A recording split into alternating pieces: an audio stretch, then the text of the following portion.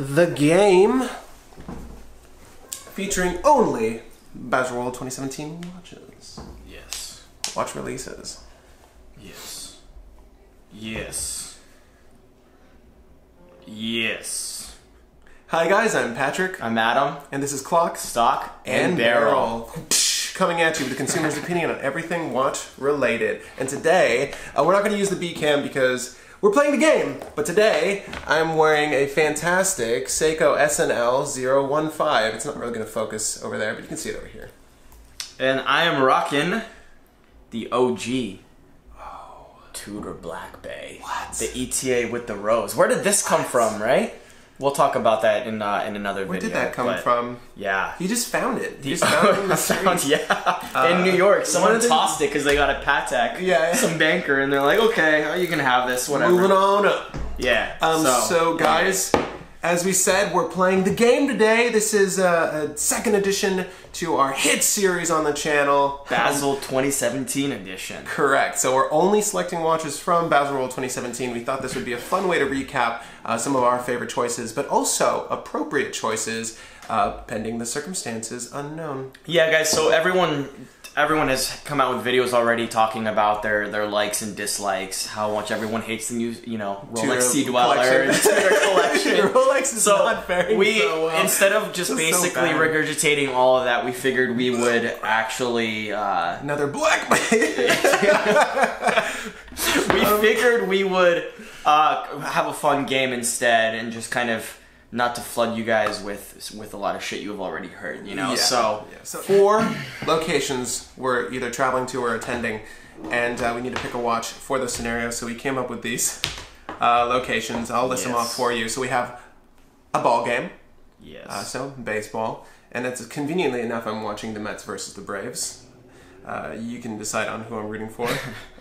We're going to be going to a wedding, attending a wedding. Yes. Going abroad, specifically to Europe. I don't know if that changes your answer, but we're going to Europe. And a barbecue, family reunion barbecue. Yeah. What would you wear to that? So what are we starting with? I guess we should start with ball game. We start with the ball game. All right, you start. So we don't. I kind of have guessed Patrick's picks, and we've kind of talked about it a little bit.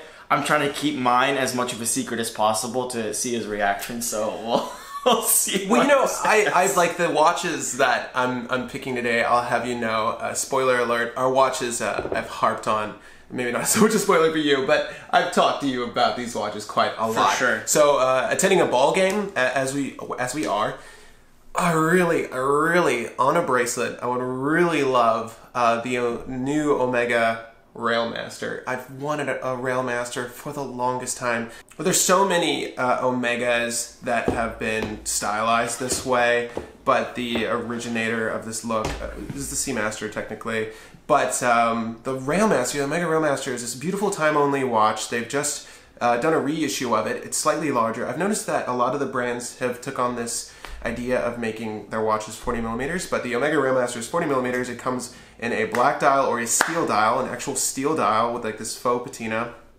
I'm a big fan. I don't mind faux patinas, but I would love to get the Omega Railmaster reissue on a bracelet. Either black or steel, I honestly don't care, although I'm sort of leaning towards the steel because of its unique aesthetic. I love the marksman dial. I love the font choice for the Arabic numerals. It's so gorgeous. It's such a nice watch. Although I still do somewhat prefer the Aquaterra Railmasters, at least for their water resistance. They're a little bit more sporty than these newer ones. I think the 40mm Omega Railmaster is going to be a huge hit. Such a sleeper watch this year. It's such a good looking watch. Yeah, done gushing about it. Definitely overshadowed by like the trilogy and the Speedmaster. Yeah, because they just 60th released that limited edition Railmaster 2, and it's really great looking. Yeah, but nice. I've always wanted. I usually don't abide by checklists, but I've always wanted a watch with a marksman dial. The fact that I can get a Railmaster with a marksman dial is really sweet. So that's why. And I actually would kind of prefer it on like a light brown leather with the steel dial for the ball game. I think that would be very discreet, under the radar, and super casual, like in a denim jacket. I could be wearing that steel watch and it would just look spot on. It looks so good. You guys are obviously looking at images of it, but what would you pick for the ball game? I'm going crazy, outlandish, bold. My pick.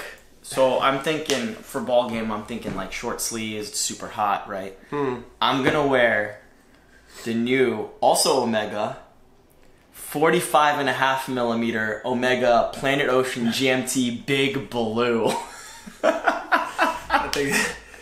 I didn't look up too much on the Big Blue. The Big Blue. So guys, this is a new release. It's all blue ceramic. This thing is massive. It's like almost 18 millimeters thick. I think it's like 17.5 millimeters thick. Sure. 45.5. It's a 45.5 millimeter Planet Ocean. Oh my god. All blue ceramic case. Has the new coaxial 8906 movement. The 06, I guess, is the GMT designation. 60-hour power reserve. I mean, this thing is insane. Like this is like Miami Beach. Like those colors are always blue. I always remember. I always watch on Watch You On in Federico's channel. There, he always talks about like the ridiculous Miami pieces, the like outlandish rose gold APs and stuff like that. And this is definitely one of those Miami pieces. So you guys are seeing an image right now. I mean, it's all blue ceramic. There's like a textile rubber blue strap with orange lining, orange accents all over the dial. This is like, you know, it's ridiculous, and this is so left field of those like are, the watches that I'm kind of that's so right field though for a Mets game. So yeah, that's so true. Those color options. That's so true. This is what I should have picked. Oh man, there you go. You're so right. Oh, I messed up. But yeah, I would say that's the only place that's appropriate. Right? Yeah. Mets game. Yeah, a ball game like dead of summer. Where you're wearing a short sleeve, like this is the most casual piece. You're like, this is definitely not going to be worn to a wedding. No, at a funeral maybe. Yeah, at a funeral.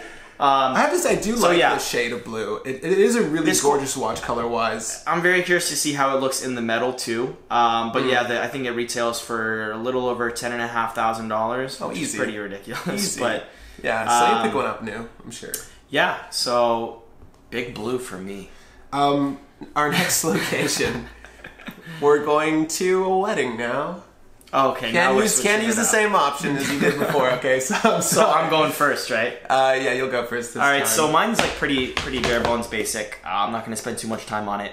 My pick for the wedding is a rose gold moonphase Rolex Cellini, the new moonphase. That's a good choice. Pretty ezy choice to make. You know, I think the Cellini line, obviously, as most people know, it's been kind of underappreciated, overshadowed by the awesome sports line that Rolex has. I really like the Cellini. It is nice, and I think that mood phase really adds that really nice touch, kind of. And how long has it been since a moon It's been phase? since like the 50s or something like that. So it's been 50, 60 years since like consumers have been able to get a moon phase from Rolex. Exactly. So that and rose gold, you know, on a nice little black leather strap. I think that would be the pick for me. It's honestly the best release they've had this year, and I hate to say it's a dress watch. Oh, well, actually, hold that thought.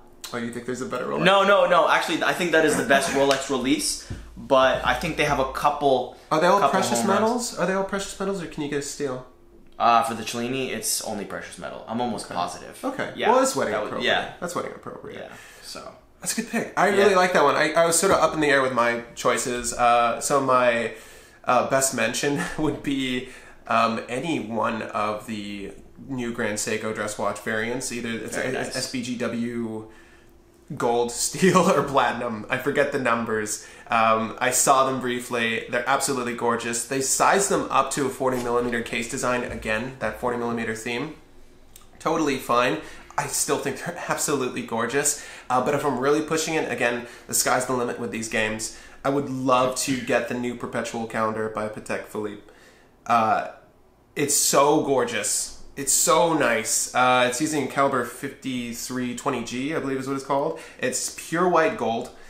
It's a monoblock case. I don't know if you know that, but it's a monoblock 40mm case. 40mm again. It's an absolutely outstanding watch. It looks so gorgeous. I've always wanted a Perpetual calendar, by the way. The lugs on this guy are shaped so they look What am I trying to say? They look a little Art Deco-ish. It's class. It's like a vintage. It's a vintage like 50s Patek perpetual calendar. It's not a reissue, but it looks like one of their vintage perpetual calendars. I love that. It has this very gorgeous cream dial. Everything's laid out perfectly proportioned on it. Yeah, that would be great for a wedding. All these functions I'm not going to need to know on a wedding, but the Grand Seiko guys, by the way, those are the SBGWs, the 251, 252, and the 255. That's it. And I think the 255 would be the platinum variant. Probably. Yeah, probably. I would want the platinum one. Platinum's cool. They're the most appealing to me because it's like a platinum dial. I really do like the steel one. I like the steel because it has that blued second hand, and I think that just kind of contrasts the dial and the steel so well. Yeah, just the all gold. Going abroad, a trip to Europe. So this is difficult. I don't know what I'm going to be doing in Europe necessarily. I just know I'm going there. I'm probably going to be enjoying a lot of good food, probably going to a lot of beaches. So no serious diving. So I definitely want something sporty. And this watch is one I've wanted for, again, a long time. But picking these up vintage is very, very, very expensive. To find a good model in good condition. In this, I'm referring to the Mark I of this particular watch. There have been several of these watches, but the Mark I in particular. Frodo? The Rado Hyperchrome Captain Cook. Now, this is a reissue of a vintage watch. This is the Mark I of their Captain Cook series. It's named after a British explorer. It's an absolutely gorgeous 37 millimeter. I didn't know that. I was wondering why they call it Captain Cook. Yeah, it's named. It sounded so cheesy. Yeah, it sounds like something from like Disney, Peter Pan, or yeah, exactly. It is a little cheesy. Okay, so there is like a significance. He was like an explorer, a British explorer, or something like that. There's a little bit of heritage. There's a little bit of nod to that. That's cool. But it's the watch itself, the original, and this watch as well, I believe, has a concave bezel. Now the bezel's changed. The bezel's ceramic now. It used to be Bakelite. And obviously the crystals changed. It used to be a plastic composite, but now it's sapphire. But the dimensions and pretty much all the features of the watch are true to the original. It has a date wheel. Totally cool with that. I prefer a time-only watch. But the date wheel's nice, especially if I'm going abroad. I can track how long I've been there. That's cool. But the sizing's fantastic. The only issue I have with this watch is it doesn't come with a bracelet option. So that's okay. I would probably put it on a rubber and then I would take it with me. And also, it's really, I don't know if you guys have noticed, but Rado's logo is, at least for their dive series of watches, is this little anchor. And this was on the original as well. Oh, yeah. The anchor rotates 360. You know what would be cool? If you got a strap code straight end link bracelet for that. Sick. That would give it a real nice vintage charm too. What's nice about it is it has like really nice straight lugs. I'd have to see where the spring bar sits. Yeah. To consider like a straight. I'm actually contemplating getting this watch, guys. They are limited numbers, so I don't know how I'm going to get one. Because they're going to be released relatively soon. I don't know if I want to buy it outright. We'll see. It's definitely on my list, though. So yeah, going abroad, Europe. Okay, so I have actually kind of a similar pick in regards to it kind of being a reissue, and for Europe, so I don't have to worry about like rolling around with the Rolex or anything like that. I'm gonna pick the 62 Mas reissue, the SLA 017, I believe it's the reference number. It just felt right because I mean we are Seiko fanboys. Yeah. And since this is the game, I'm picking that. But ultimately, I'm never gonna pick that thing up because it's like $4,000, and I just think it's so overpriced for what it is. What movement are they utilizing? They're using the 8L35. It's just the standard Marine Master movement in it, right? So I think it's overpriced, but I still think it's an awesome watch, and I think it's limited to what, like 2,000 pieces or something like that. And so this is basically not a carbon copy, but a relatively close replica of the 1965 I can't remember the reference number, but it's known as the 62 Mas, 6215. Did they change the dimensions of it, or did they no? keep It's that the also same? it's still. I think actually they bumped it up a little. No, it's the exact same dimensions. Yeah. Okay. I believe it's 40 millimeters. Nice. So it's Okay. it's kind of, you know, it's like it comes on a nice rubber strap. There's really not much to say about it, you know. It's just kind of a reissue. Yeah, well, it's certainly, I don't know. That's a good choice. I absolutely love that watch. It's a homage to a 6217 from 1965. That's Gotcha, what it gotcha. is. Yeah, I don't know. What do you think about it? You think it's pretty cool? I think it's sick. Again, I would probably never pick one up just because of how limited it is. It's really a collector's piece at this point. I doubt that people buying that will be wearing it, unfortunately. Yeah, and that, you know, that kind of sucks. And like I said, it's 60-hour power reserve, the 8L35, 2,000 pieces, $4,095 retail. And unfortunately, you're probably going to have to pay full retail because you're probably getting that from the Seiko boutique, and they don't cut you any deals. No. So, especially for a limited piece like that. You know, but it is cool. They have the kind of SRP versions or the SBP versions that the Prospect that are, I think, right around $1,000. They have the 6R15 movement. Yeah, are they making? So they have those. They have it on a bracelet as well. The bracelet it looks good. very similar. It's larger. I think it's 44 millimeters, and it has a the tuna big broad hand arrow hand. So yeah, we'll post a picture of the blue and the black dial I'm not one gonna as lie. well. I actually like the blue one a lot. It's cool, right? You know, I wasn't conscious of this. How big are these? I believe they're 42.6. Okay, So not too bad. That's not so bad. And they're retailing for $1,186, I believe, for the one for the black one on the bracelet, and then $970 retail for the blue dial on rubber. So, you know, that's kind of it's really cool that Seiko created that limited edition, but then for kind of the working people, you know, that can't just drop $4,000 on a Seiko of all things. Yeah. They have the a little bit more affordable. Not to say it option. isn't worth it, but yeah, that's up there. I don't think it's worth it. That's up there.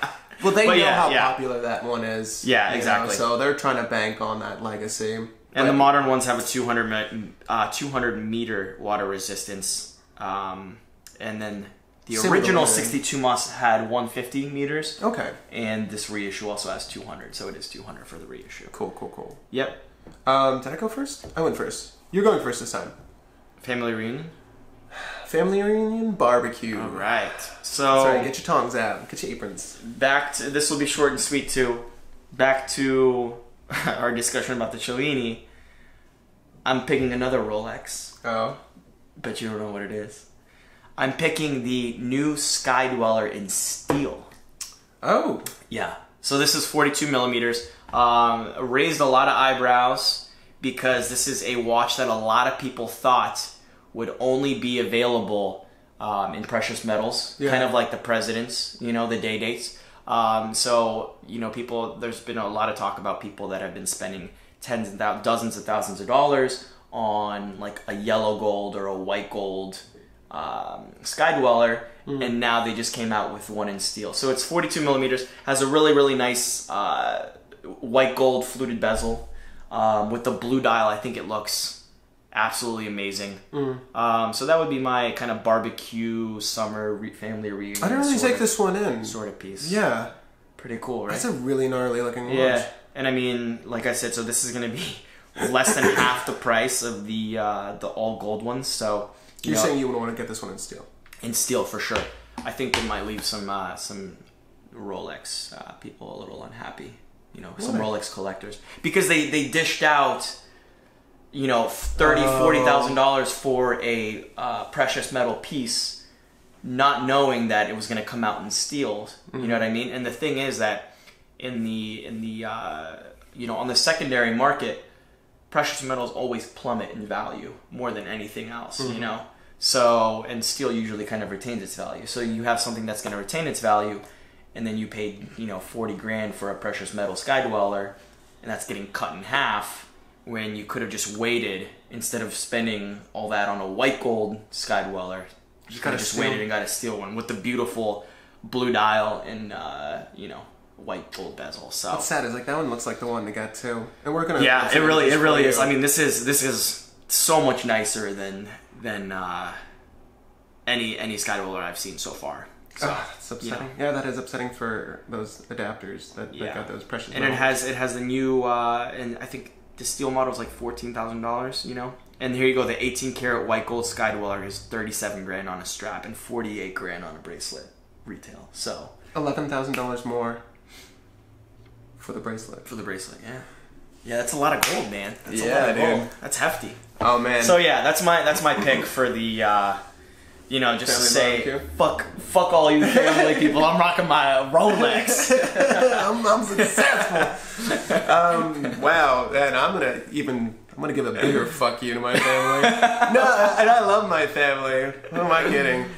Filipino barbecues are great, by the way. To my barbecue, I'm also gonna rock a Rolex. Oh no, you're not doing the Sea Dweller. No. Okay. We're not gonna do a Sea Dweller. Okay, good. Even that's too obnoxious. Yeah. More obnoxious than my Rolex Yachtmaster. My new Haribo edition Rolex Yachtmaster. I actually really dig this watch. I love gummies. I've always loved. Oh, I can't even handle I this always right now. loved gummies growing up, and the fact that they've finally minted a limited edition. Is it limited? I hope not. I really want to get my hands on one. A Haribo Gummy Bear edition of the Rolex Yachtmaster 40. It makes me so stoked. Like, you know what? If you're gonna bling a watch out, you gotta do it right. And they definitely took their stylistic cues from a good brand. I've always enjoyed eating those gummies. So now that I can wear those gummies essentially on my wrist, oh it's man, so cool. I can imagine flipping burgers with that thing. I can imagine, you know, grilling some pineapple while flipping with that little Rolex on my wrist. Yeah. Yeah, it's just a good it feeling. reminds you every time you look at it of your childhood. Yeah, my childhood. Like all the amazing gummies. All the amazing gummies that I had Daddy would in bring my home. just crying when I look at my little Yachtmaster.